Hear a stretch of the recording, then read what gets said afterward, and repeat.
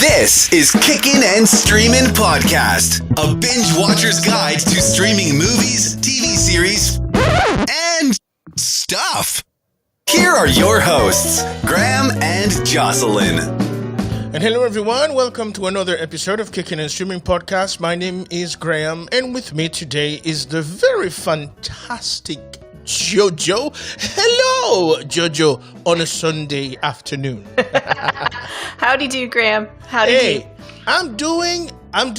It is Sunday. We are coming live, a day late, but the most important thing is that we're live.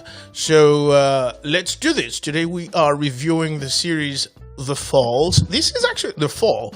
This is actually a series that it's not new. I think it actually was on Netflix for a while, and afterwards it went exclusive onto BritBox, which is where it currently sits.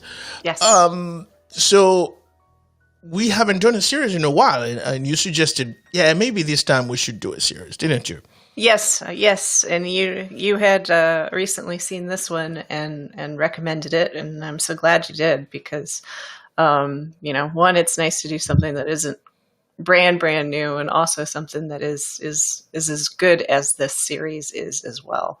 And I think it's been chronically or sadly overlooked. I don't remember a lot. I mean, I had a lot going on in my life in 2013 when it originally came out, so I may have just missed a buzz about it, but I don't remember there being any buzz about this. I actually don't think it got any buzz at all, Jojo, because, like I said, I think I can remember this showing somewhere around not on my list, but on my screen on Netflix. But this wasn't something that anybody was pushing, and as you said, I don't know a lot of people know about this. And much in the same way, I think a lot of folks are discovering Gillian Anderson's, because of her, featuring in on The Crown, how great of an actress she is and how freaking awesome, especially the fact that she is the one Briton that actually navigates the two accents because she can, because I think she's American born, raised in Britain, and then has moved back to live in the United Kingdom again, and she navigates the two accents again because she can, not because she's pulling a Hilaria Baldwin on you.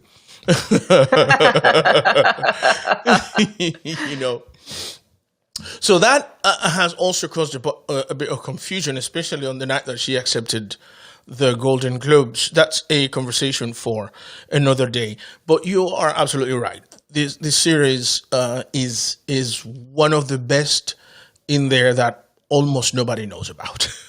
Yes, and that's a shame and a crime, and hopefully we can rectify that with our talk today. And as you said, it's on BritBox, which is, if you don't have BritBox, I highly recommend getting it. It's very inexpensive streaming service and has so much great content on there. They're doing some of their own original stuff, but they have so many of the older British shows as well, and the more contemporary ones, and you get a lot of content for what they charge. Seriously, yeah, and yeah. You can add it also as a channel onto your Amazon, and I think doing it that way is sort of like makes it easier to sort of, it's just another $5 a month. I'm not saying that, everybody has $5 a month to spend, but what I'm saying is, there's a lot of shit here that, Christ, a trip to Starbucks can cost a bit more than $5. So yeah, it really can. So BritBox is actually good value, and especially if you are a fan of those great British police procedural shows. Yes. That shine the light really on I don't know, maybe the right way of policing. I'm not entirely sure if it's right, but I think it at least a bit more transparent than what we are accustomed to. I agree with that, and I also think that the British way of portraying the police is a lot less glorified than the American portrayal, the average American portrayal. Yeah. You know, what you see on network television. They aren't really portrayed as I don't know, saviors or that sort of thing. I mean, there'll be like one good cop who's really good at what they do, but they're also like shit at everything else in their life. You know, so to me, it's a more realistic way of looking at how that sort of thing would and actually probably does work in the police forces. Right. So a fact is that they have flaws, and those flaws are not like he's an alcoholic and shit, but who isn't? You know, it's just that because this guy has these flaws, there are mistakes that he or she is going to make because of those flaws, and you can't overlook them. You know, there is oversight that will deal with that shit, and if they need to be suspended, if they need to be fired, they will be fired, and not the whole suspended without paying shit, and the blue wall is going to protect you. So this is that's what we're talking about here, and this is why for me it's more palatable to watch these kind of shows because I think there's a lot to learn from there. Anyway. Yeah, I agree. And I grew up, we had PBS and there was a lot of that. There was Masterpiece Theater and there was a lot of British programming that was shown. And so I grew up watching a lot of that. So that's, to me, also like what I'm more accustomed to seeing.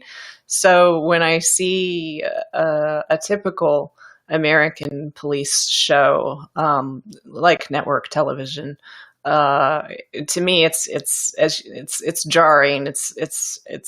I'm confused or it's a little too simplistic for me. I'm waiting for a twist that doesn't happen, or I don't know. I just I like the British take on that much more than the American. I just find it more enjoyable.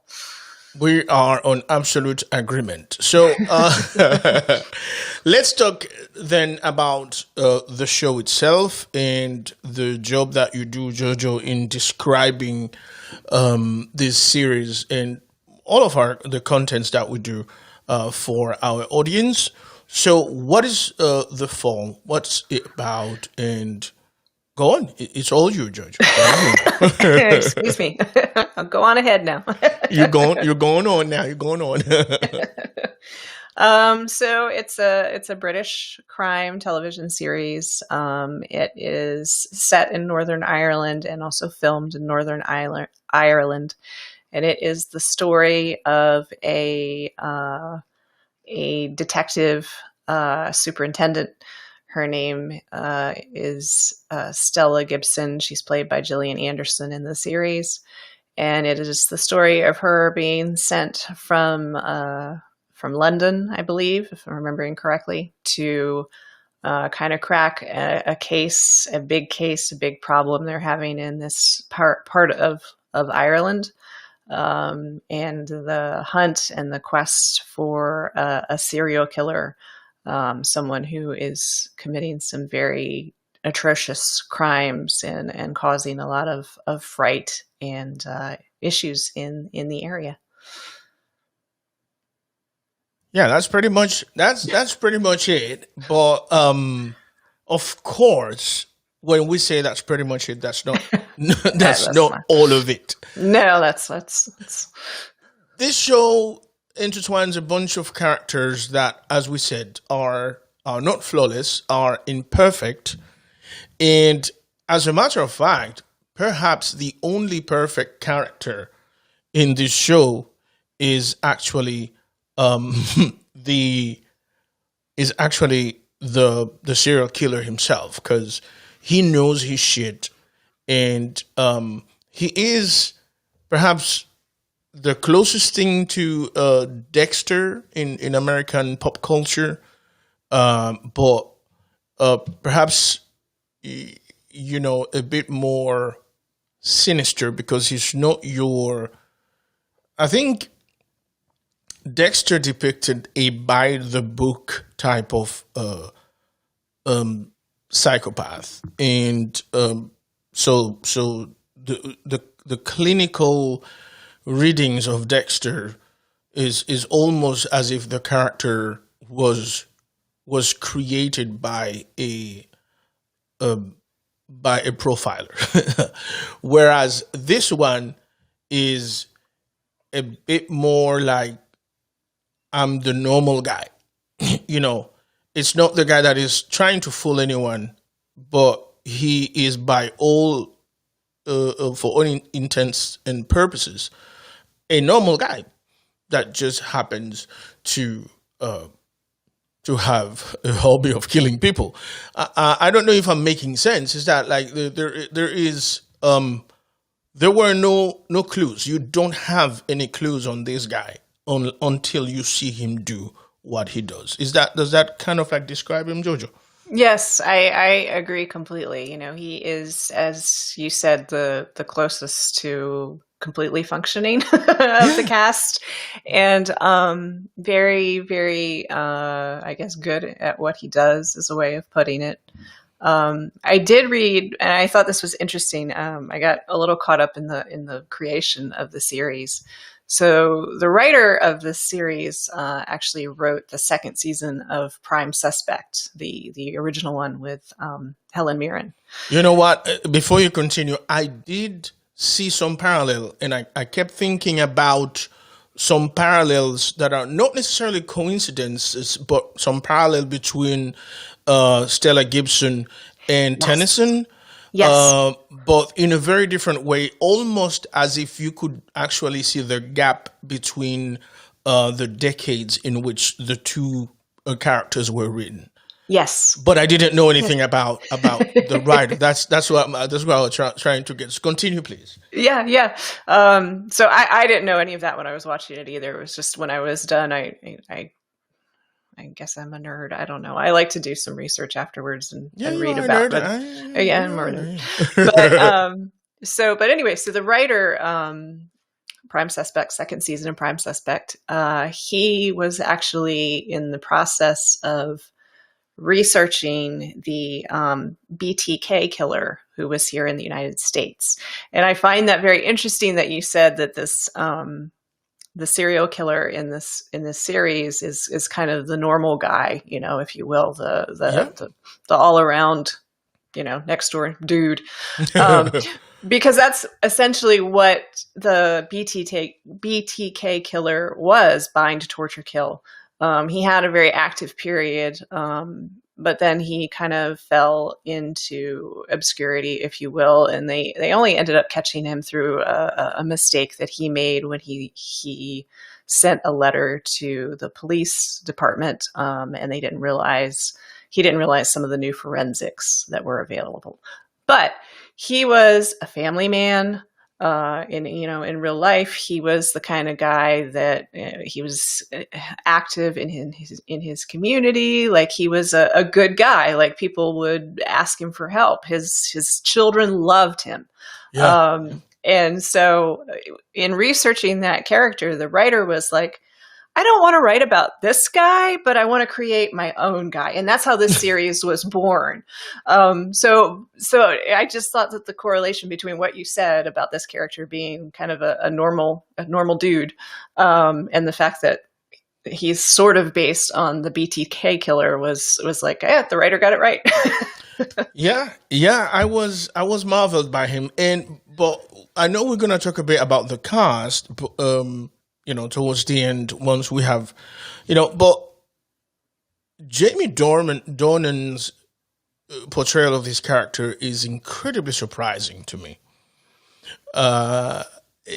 Because those pretty boy actors, they don't normally like to get dirty, Yeah. And I think Jamie Dornan went there almost in scary fashion. Yes. Yes, I agree. And he actually never really hit my radar until there was all of the, and I didn't watch them, but all of the hype around the 50 Shades of Grey series. And so I had never really, he just had never hit my radar. And they came out in 2015. So a little bit after this series, but so there was all these people that were upset that he was cast, and all these people that were happy he was cast, and it was like, whatever. I'm so confused by why this is even important, but whatever. Excuse me, but that's just when I became aware that he existed as an actor, and so I just kind of had in my head that would be the kind of character he would always play. So seeing him in a different role, and again, I haven't watched the 50 Shades of Grey series. I have to make that very clear because it's just not the kind of shite I'm into. If you are, good for you. No. That's the same thing we've talked about. What's that show? Bridgerton. You know what I mean? Yeah, hey, right. If you're into that shit, that's cool. Yeah, I'm just personally not. But so anyway, but I knew a little bit about the character, and of course you can't. At the time when it came out, you couldn't avoid any social media without seeing a clip or getting an ad or something like that. So I just had in my head that was the kind of character he played always and always had. Like, well, that must be why he caught the part, right? Because that's just what he does. He's always the handsome romantic lead or whatever. So seeing him in this series was like, oh, he has range. Cool. He's actually an actor. I just thought he got cast because he was pretty or whatever. But yeah, so anyway. By the way, this dude is known as a model as the Golden Torso. Did you not know that, Jojo? I missed that. The Golden Torso. All I can think of now is Zoolander and Blue Steel. Oh God, the Golden Torso. The Golden Torso. Well, when I read that, all I could think of actually was, those Greek statues that, are now completely white and have no arms, but all you see is the bloody torso, the torso and the big testicles and shit. Penis. In a tiny little penis. Right. So that's what I thought of. Like, what the hell is that? But yeah, that's what they called the dude. Poor guy to just be known as a torso. I mean, that's like, I don't know. It makes me think of like Jersey when feet were washing up on the shore for a while from mob hits. Like, it's like, oh, a torso washed up on the shore. It's golden. It's beautiful. Fabulous. It's funny. So, Jojo, let's talk about the series. What is your general opinion of this series? And in terms of, I mean, by all accounts, we've seen this before type of thing, isn't it? But sure. What sets this series apart for you? I think the writing, the performances, of course, but I think that they were given such really good material to work with. Because I've always been a Prime Suspect fan, and even though there are similarities between this and Prime Suspect, it's not a copy, but it's kind of got some of the same feel, like you were saying. And I think that it's just, even though it's not groundbreaking per se, it is very enjoyable, very well produced, very well acted, and it's just a great polished production that you can just get a lot of enjoyment out of, and you aren't really distracted by plot holes or poor performances or poor production. You can just kind of lose yourself in the experience of this and just go for immersion. Yeah, I think the casting on this show was, I don't know if they were very selective with it, but like even some of the youngest actors gave you performances that you really, really had to admire. Yeah. And I'm like, well, who was in charge of that?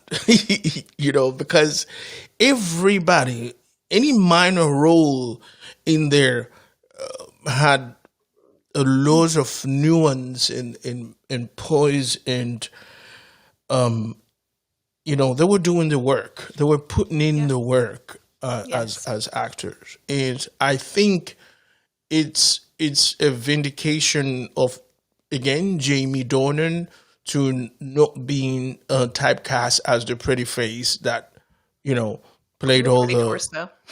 you know, played on all those 50 Shades movies or whatever. Yeah.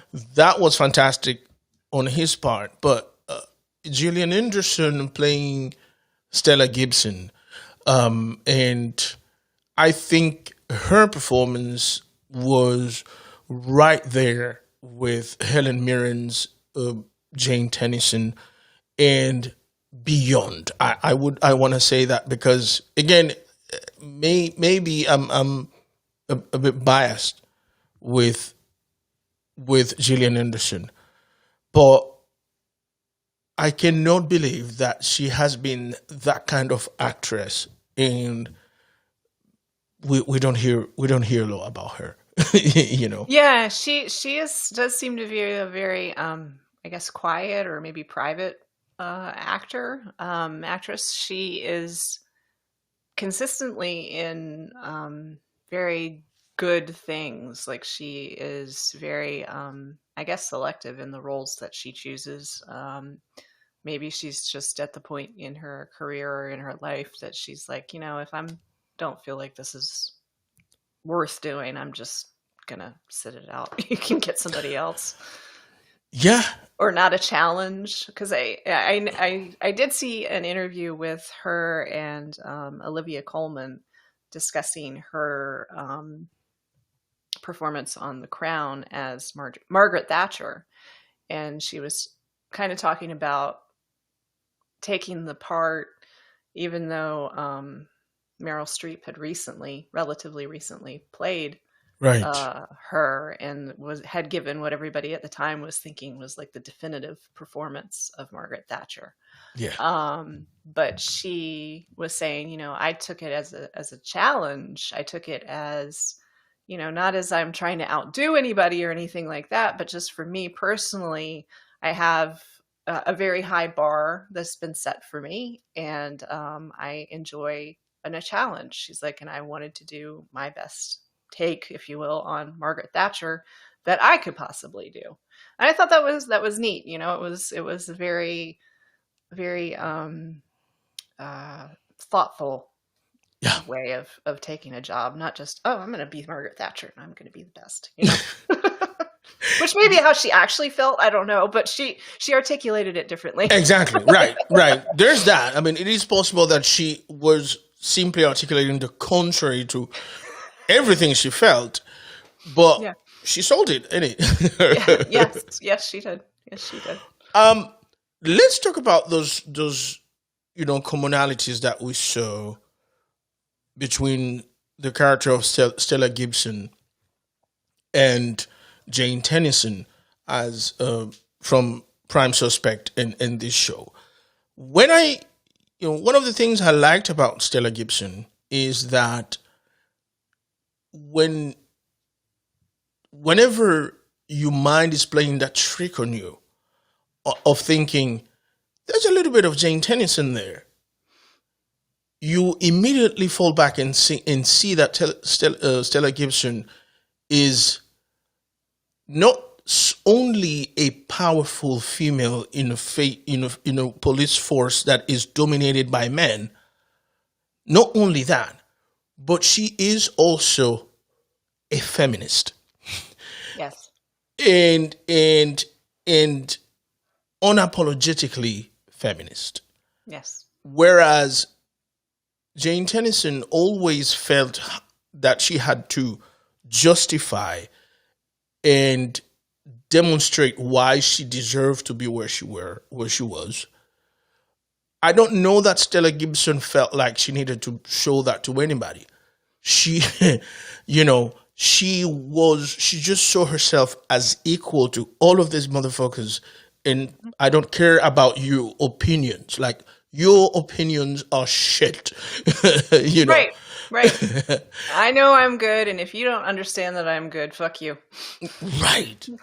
And I think also she had a way of making those statements both in deed and also in words. There's a portion of it where she is talking to her boss that I loved it. Like, I loved it so much I went and quoted it on Twitter because it was like way to do, and I tagged her like, yo, you are a fucking masterclass of an actress, because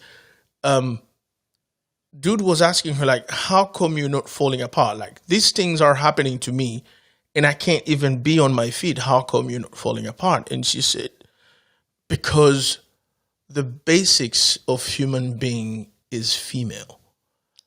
Maleness is just birth defect. And then she smirked when she said that. And I was like, yo.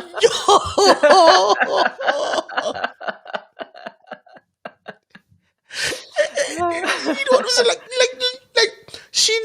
Like she's not someone who is challenging the patriarchy in what she does, but also in things that she said. In like, I'm showing to you that you're the boss only because you've always you've always been given, those opportunities to be in charge, because someone thinks that because you have a pair of balls and a penis, you should be in charge. But really, you're shit. I was like, I'm like, you're actually a defect. Exactly. Right. I was like, yo, she's dope. That is a very eloquent way of saying that of calling someone a piece of shit, a piece of worthless trash who does not deserve the position that they have, and they just have it because that particular birth defect is something that people like. So yeah, right. That's awesome. And I do see the difference between Prime Suspect in this series, and I do agree with your earlier assessment that the passing of decades, because I think it's like 30 years, I think. Yeah. Pretty much 1994. Between 94 and 97? Yeah, I think 90. I think their season that this particular writer wrote was 93. So I think exactly 30 years. Yeah. And that is very true. And that is, as much as we as women, I think, feel that things have gone stagnant for us in a lot of cases, that is a positive sign that you can say that there have been definite changes in the unapologetic feminist portrayal on television. And that is something that with television is, we for better or worse, we often use television as an example for our own behaviors. So yeah, I think that's a good thing. Yeah. Let's also, before we get into the cast, this is gonna be a short one. So there is also the issue of plausibility. I like shows that are that you don't have to give a pass to when you have to, but like when you know that you question something, and then you have to yourself to remind you have to remind yourself, yeah, but this is a show, this is a TV show. I like those because if we were dealing with science fiction, then yeah, I would be more inclined to give you a pass. But because we are dealing with things that could happen in real life, I want it to be as close to reality as possible. And this is one of the things that I liked about this, because, like I said, the character of Paul Spector, which is the character of the serial killer, was written in a way that you don't see where he has an advantage on anything. he doesn't have superpowers Right. other than the fact that he creates the opportunities that he gets. He knows how to do it because he has sort of like a slightly criminal past. And also, he is a grief counselor, which, you know, obviously it makes him understand the human mind. Yes. But but like other than that, I don't think like there's no super like the reason I say there's no superpower is because again, when you go and compare this character to Dexter, you'll see that you know there was something mystifying about Dexter that was unreal, right? Yes. Like they created Yes. a character that they wanted you as the viewer to come to like, Yes. even though he was a serial killer, but they gave him qualities that they wanted you to be interested in. Yes. There was nothing interesting about Paul Spector, which is what makes him such a perfect character. Yes. Yes. You know, Yes. and so for me, this was like that's how you write this kind of character. That's how you make this character believable because he will do things that normal people will do. For instance, you can tell that because he is a serial killer who mainly kills women, right? He fucking hates women. Mhm. But at the same time, it was more of a love and hate relationship because the one client that was being physically abused by her husband, he actually helped her, Yes. you know. Yes. And he came out heroic in that respect, Yes. you know. Not heroic for me to say, oh, but he's not such a bad guy. But I can understand that he does some normal things so much so that will make you not think, yeah, this guy has problems. Yeah. Do you know what I mean? Yeah. I agree. And there is also the fact that, as you said, you know, this dude has a family. And, you know, his kids loved him. You know what I mean? The Yeah. wife thought the world of him, Yeah. you know. But Which it's, is, I think, in most profilers' minds, like as you were saying, that Dexter was almost written like a profiler had written Dexter. yeah. But in most profilers' minds, that's an impossible thing. You know, it has to be a young white guy who's never left his parents' basement, or you know, doesn't have anybody that he's accountable to, so that he can come Yeah. and go as he pleases and that kind of thing.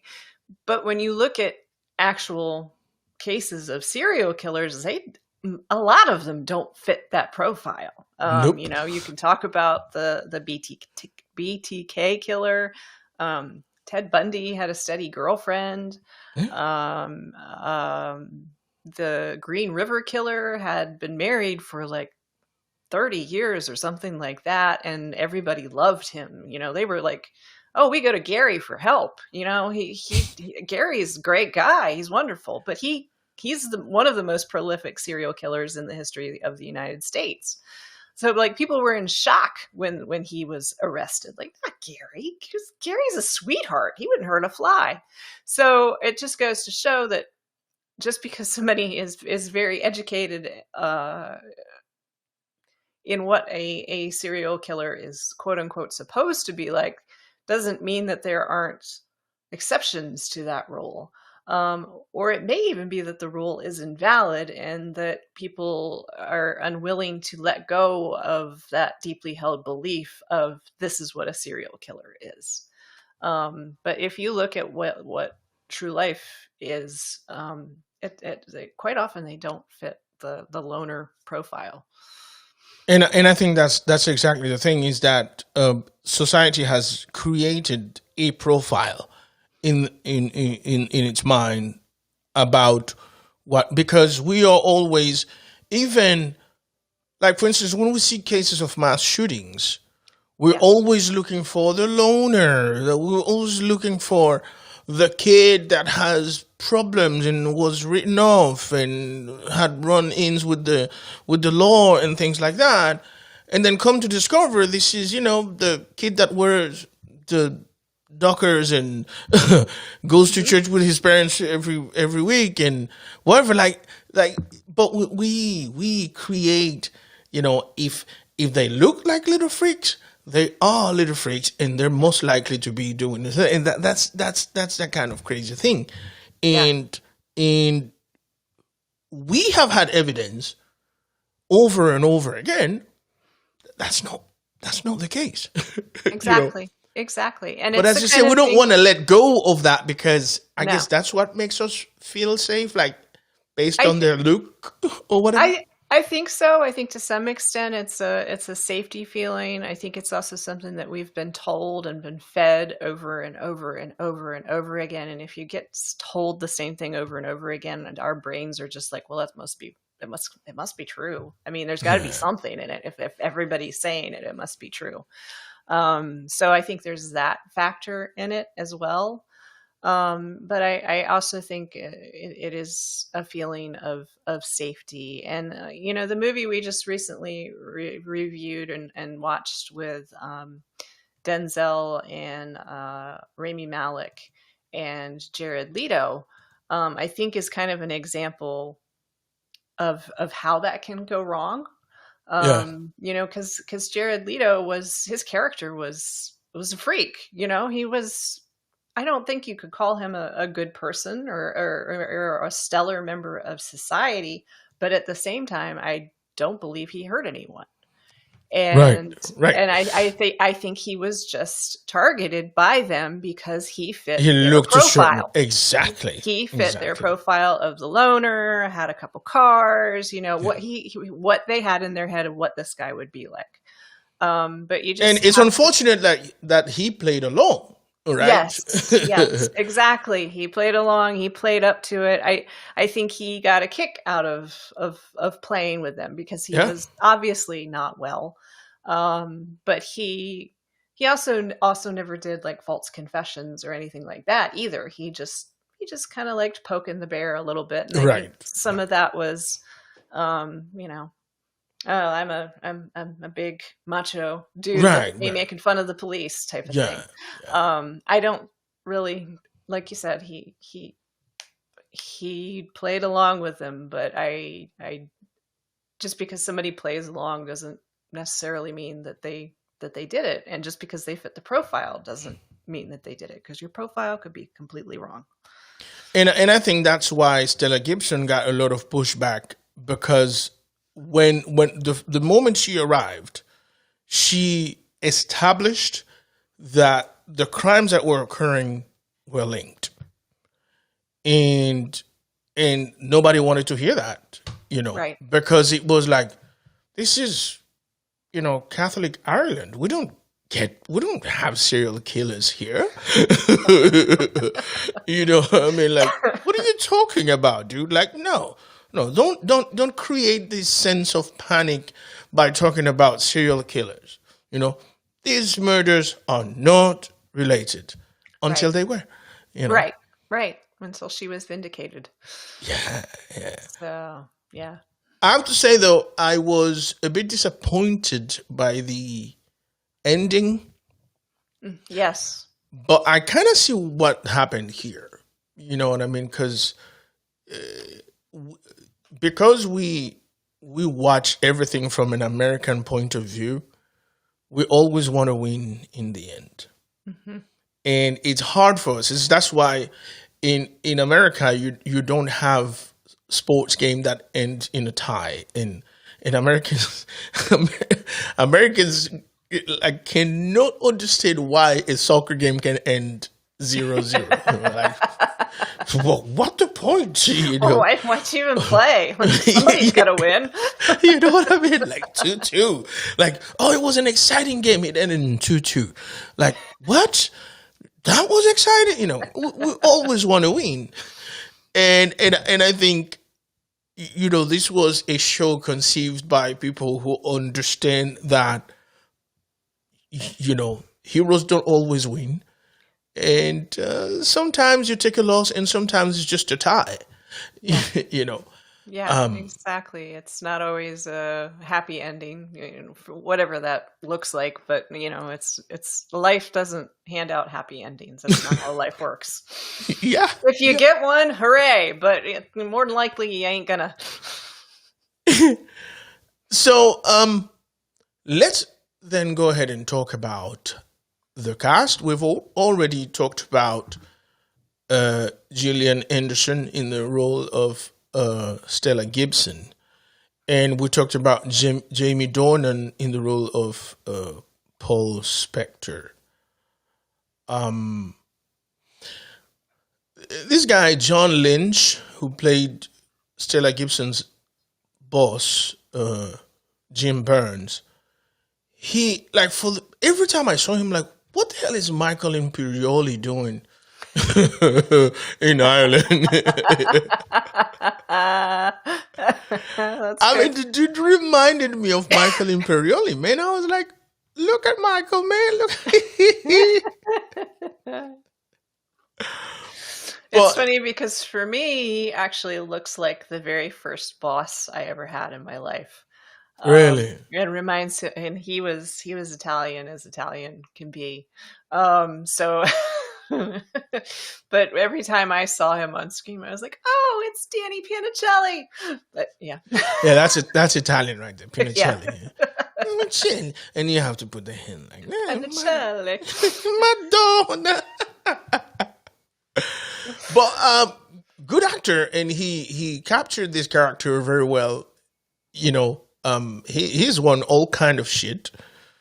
He is also a novelist.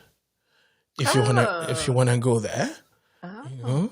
So this is a a Renaissance dude right there. But for me, one of the most impressive characters, in her case, one of the most impressive actresses here is Aisling Franciosi, who plays Katie Benedetto. yes. My, that kid was good. Yes, yes, she really was. When you were talking about the younger people really bringing it, that's she was the first one that popped to mind for me because I was like, God, she was good.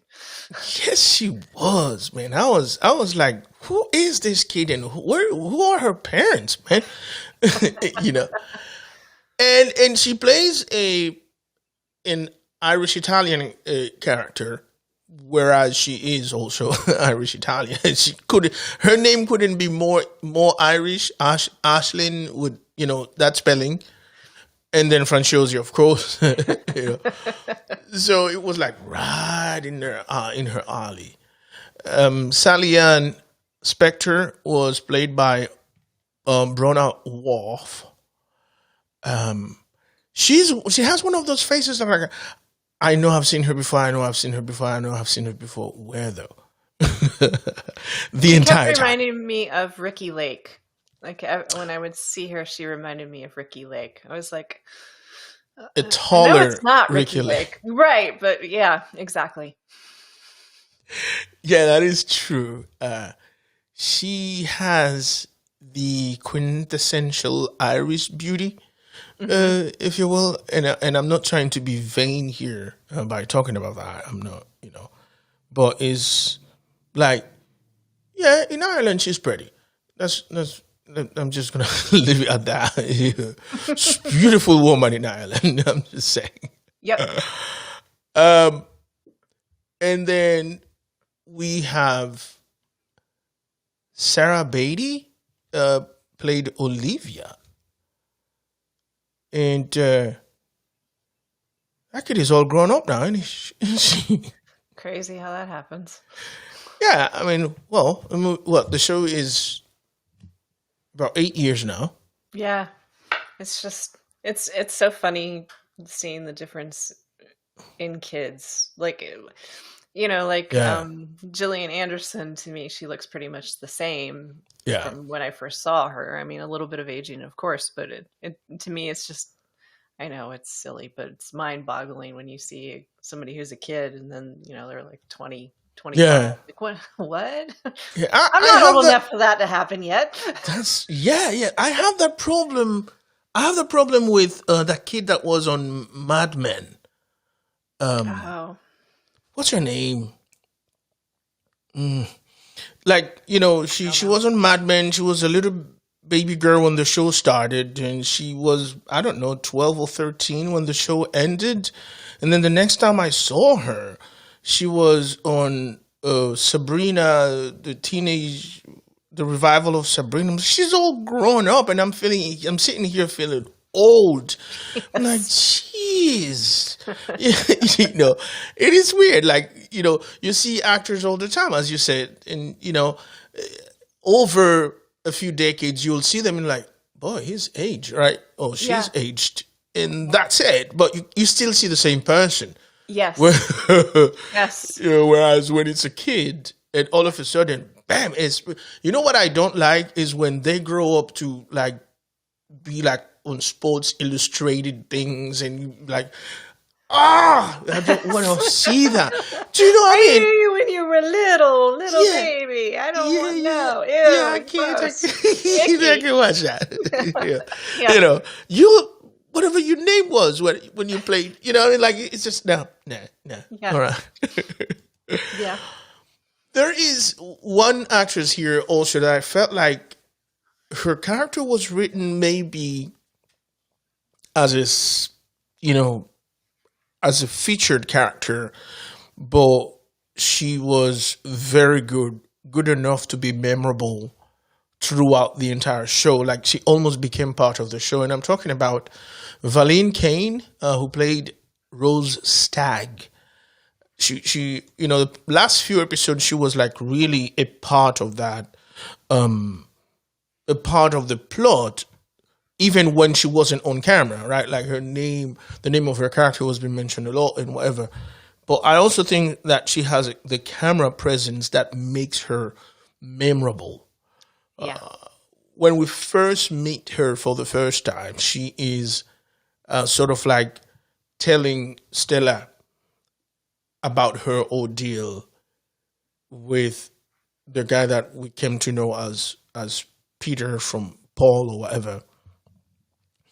And the way she tells the story is like perfect acting that you could actually revive it in your head. You could relive it in your head because she was so on point. Her eye contact with the camera, but without looking at the camera. And everything else she did, whenever she was on camera, it was, I want to see more of her.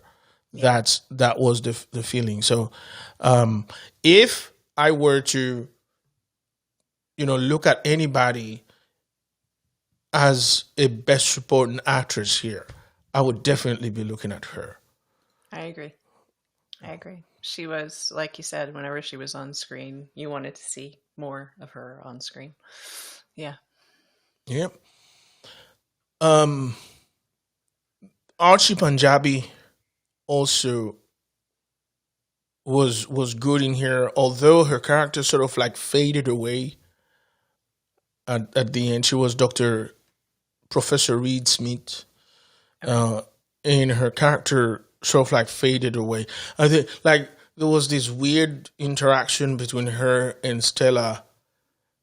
You know what I mean? And Yeah. right when after she walked off, you never saw her again through the entirety of the show. And I don't understand how that came about, but I think she played a very convincing forensic analyst, and she's good at these roles too. Because like I mean, those procedure shows.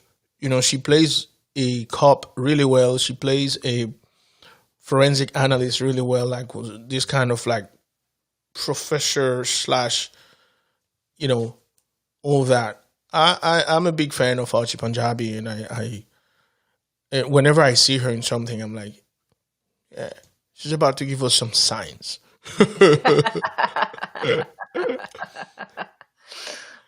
About to go to science class. One of my favorite Irish comedians is actually Aisling B. She played Kira Sheridan, the nurse who took care of Paul. And she was really intense. The character was really intense, almost to the point of making me think that she was some kind of like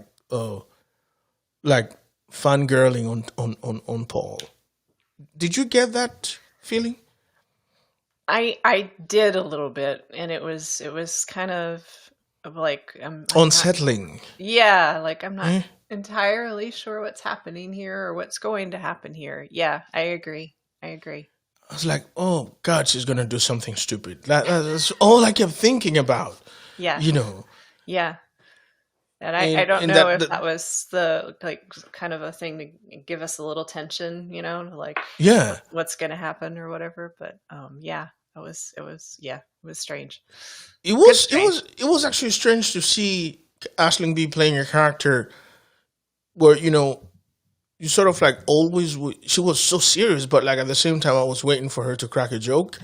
I feel like that so much whenever I see a comedian in a serious role. I mean, and unless it's like a large role and they can just lose you completely, and it's a strong role. But if it's a small part, even though they're very good, there's always the point of, I'm like, oh, they're going to say something funny when they go out the door or whatever, like I'm just waiting for it to happen. I don't, brains are weird. I know it was like I was like, okay, she's definitely gonna do it. She's gonna do it. She's gonna, you know. Any other character that you felt kind of like stood out for you there? I can't really think of anybody else. I really had a fondness for Katie's character. I know we already talked about her, but for me that was kind of the standout. I mean, of course, Gillian Anderson and Jamie Dornan were great, but Katie's character really stood out for me. Yes, Liam McGrady, who played Danny. She was like originally like a bit cop, and then she became sort of like the right hand to Stella, and then for some reason she asked to be put back on the streets. you know, I kind of didn't understand that move. I liked her interactions with Stella, and I would have wanted her to continue being, Stella's sidekick. But she sort of like didn't see the point of it and just walked away. What do you think of that? I couldn't decide if she, as you said, like just couldn't see the point of it and was like, let's just go back to the streets, or if she kind of got scared and didn't admit it, if it was just kind of a decision based on saving her own hide. Like, I don't think this is going in the direction that is going to be good for me, and I'm just going to go back to what I'm used to. I couldn't really decide what her motivation was there. Yeah, I mean, it is. You could suspect that also because her disinterest in the case and even integral part of it sort of like went away the moment things started to go south. When that shooting in the forest happened, I think that's when she sort of like thought, this is not going to end well, and I don't want a lot of involvement in it, so that my name historically is not attached to this. But I think she played, she was a good character, and Liam did a hell of a job with it. Yeah. I just would have wanted her to be more present. Yeah. More and more. But I think that also gives us a little more of reality, because, not everybody is going to be in it to win it, Yeah. There in life, there's always going to be somebody who's like, you know what, I can't do this. I'm just going to go back to what's comfortable and normal for me. And I can't, like, what if this ends really horribly and I lose my job, or Yeah. and I can't have that happen. So I agree with you in what we would have wanted, but I also like the gritty reality of I give up. I'm done. Yeah. I think you're right, Jojo. So this show is on BritBox. We have a special kind of fondness for BritBox. And We do. when we review a series from BritBox, you will always hear us encourage you to get BritBox, because there's some good gems in there, and Yeah. you'll get acquainted with a lot more than you think you know. Yeah. And And like you said, it's easy to add through Amazon if you want to go that route. And when you compare it to the cost of other streaming services, it certainly is bang for the buck. I mean, Hulu, I think, is like up to $70 a month now for some of the tiers. right. So, I mean, if you have an extra $5 a month and you enjoy streaming content, BritBox is certainly to me the best value out there. I don't want to go out on a rant here, but I'm also noticing that, a lot of the new streaming services that are particularly from cable TV are pulling a Hulu on people. They want you to pay for it, and yet they still get their commercials. Like the only one who's been completely honest about only two have been Amazon and Netflix. Yes. Because everybody else, somehow they're sneaking commercials in, and I guess we've becoming so accustomed to it that we don't even realize. Like we just know that I'm paying for it, but we got Paramount, and first of all, I still don't know what to watch on it, because like I was checking out the movies, right? And they're old movies that you could have watched for the past 2 decades on any given Sundays on TBS.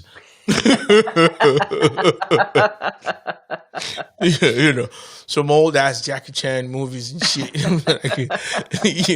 Why do you have that on streaming? And then, but I do like to watch the Colbert monologues, and like I always do a round of monologue of the late show monologues on the next day.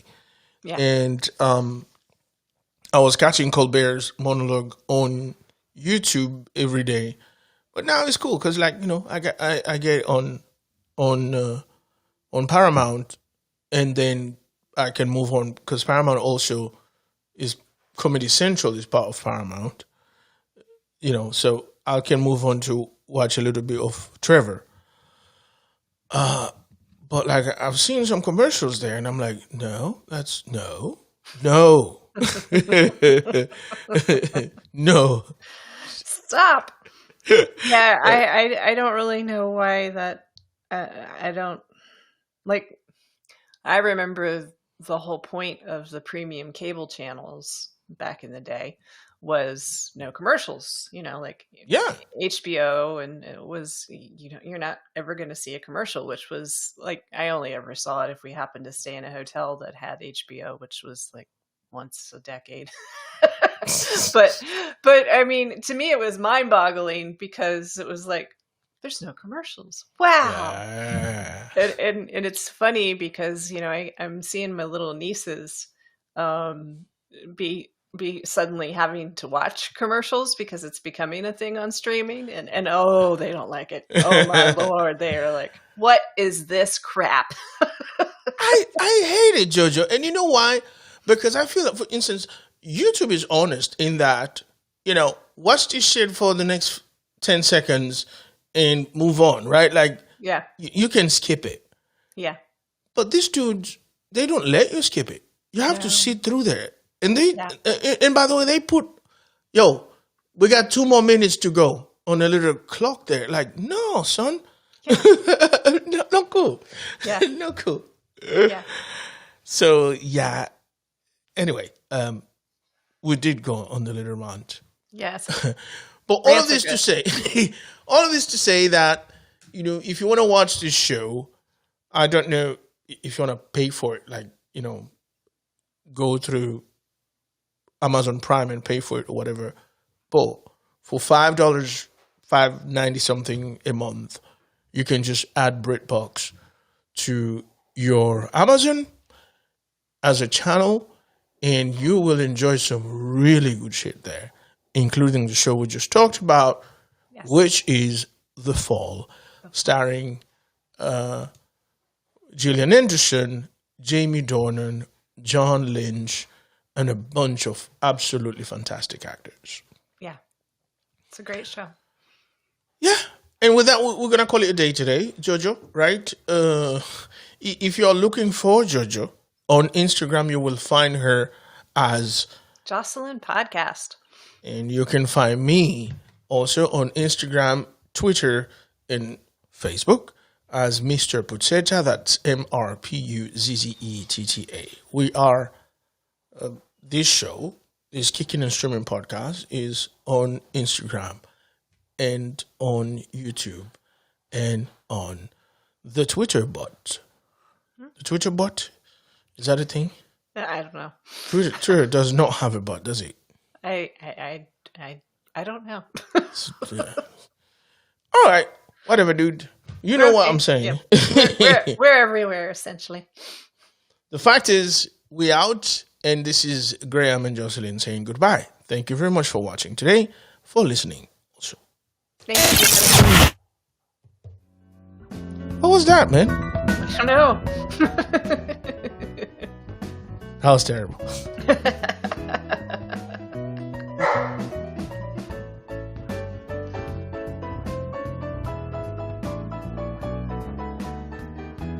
Thank you for listening to Kickin' and Streamin' Podcast. If you found value in our content, please subscribe and share. We would also be delighted to hear what you think of this podcast. So please rate us by writing a quick review on Apple Podcasts or your favorite podcast platform.